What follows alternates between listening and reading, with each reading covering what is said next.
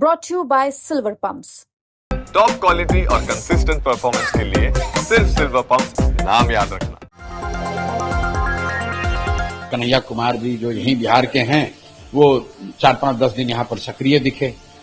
चिराग जी सक्रिय दिख रहे हैं या दूसरे लोग भी जो सक्रिय दिखते हैं, ये तो ये कवायद है इस बात का कि गठबंधन में आपको सीट मिले, कोई आपका 2 सीट कम न करे। ये कोई बिहार को सुधारने के लिए या समाज के लिए कुछ करने का प्रयास नहीं है। बिहार में 6 महीने में विधानसभा चुनाव होना है। सारी पार्टी अपनी तरफ से एक्टिव मोड पर आ चुकी है। इसी कड़ी में एक नाम कांग्रेस नेता कन्हैया कुमार का है, जो बीते महीने बिहार में खूब एक्टिव दिखे।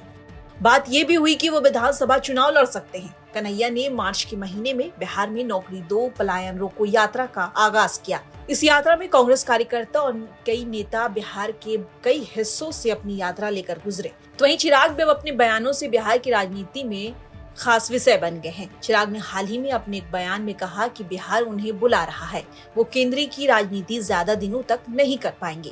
जिसके बाद ये चर्चा तेज हो गई है कि चिराग बिहार में विधानसभा चुनाव लड़ सकते हैं। जब दोनों नेता की सक्रियता को लेकर प्रशांत किशोर से सवाल पूछा गया तो उन्होंने पूरा पॉलिटिक्स समझा दिया। प्रशांत किशोर ने चिराग और कन्हैया कुमार पर क्या कुछ कहा, एक बार सुन लीजिए।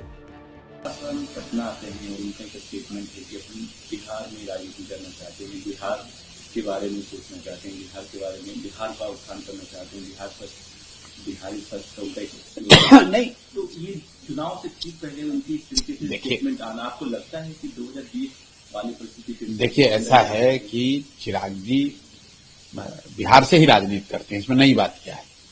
चिराग पासवान यहीं बिहार से एमपी हैं, सांसद हैं, मंत्री हैं। यहीं से वो और उनकी पार्टी राजनीति करती है। उनके पिताजी लंबे समय से यहीं से राजनीति करते रहे। तो जब आप लोग ये कह रहे हैं कि वो बिहार में आ रहे हैं, बिहार में आना चाहते हैं, तो बिहार में तो पहले से ही है। बिहार में आने का मतलब अगर ये है कि वो सांसद और मंत्री का पद छोड़कर बिहार विधानसभा का चुनाव लड़ेंगे या बिहार में रहेंगे, तब वो चर्चा का या कमेंट का विषय हो सकता है। मेरे लिए चिराग जी पहले से भी बिहार की राजनीति कर रहे थे और आगे भी वही बात कर रहे हैं, तो उसमें कोई फर्क नहीं है। जहां तक ये है कि आप चुनाव के समय में इस तरह के वक्तव्य देना, आना, सक्रिय होना, ये तो राजनीतिक पार्टियों का के लिए आम बात है। अभी आपने देखा कांग्रेस की सक्रियता आपको दिखी। कन्हैया कुमार जी जो यहीं बिहार के हैं, वो 4-5-10 दिन यहाँ पर सक्रिय दिखे। चिराग जी सक्रिय दिख रहे हैं या दूसरे लोग भी जो सक्रिय दिखते हैं, ये तो ये कवायद है इस बात का कि गठबंधन में आपको सीट मिले, कोई आपका 2 सीट कम न करे। ये कोई बिहार को सुधारने के लिए या समाज के लिए कुछ करने का प्रयास नहीं है। सिर्फ गठबंधन में अपने और अपने पार्टी के लिए ज्यादा से ज्यादा खींच कर लिया जा सके, प्रेशर पॉलिटिक्स किया जा सके। वरना अगर कांग्रेस सही में बिहार में सुधार चाहती है तो वो राजद का झंडा लेकर क्यों घूम रहे हैं? जो लोग राजद का झंडा लेकर घूमेंगे वो विकास की और सुधार की क्या बात करेंगे? पीके का दावा है कन्हैया और चिराग बिहार में प्रेशर पॉलिटिक्स कर रहे हैं। उनका एक्टिव होना महज ज्यादा से ज्यादा सीट लेने की एक राजनीति है। दरअसल सीट को लेकर एनडीए और महागठबंधन में अभी से माथापेची शुरू हो गई है। हर कोई अपने खाते में ज्यादा से ज्यादा सीट लाना चाहता है। फिलहाल दोनों ही गठबंधन में अभी सीट बंटवारे को लेकर कोई सुगबुगाहट नहीं है। आपको क्या लगता है, पीके ने जो कन्हैया और चिराग पर बोला वो कितना हद तक सही है?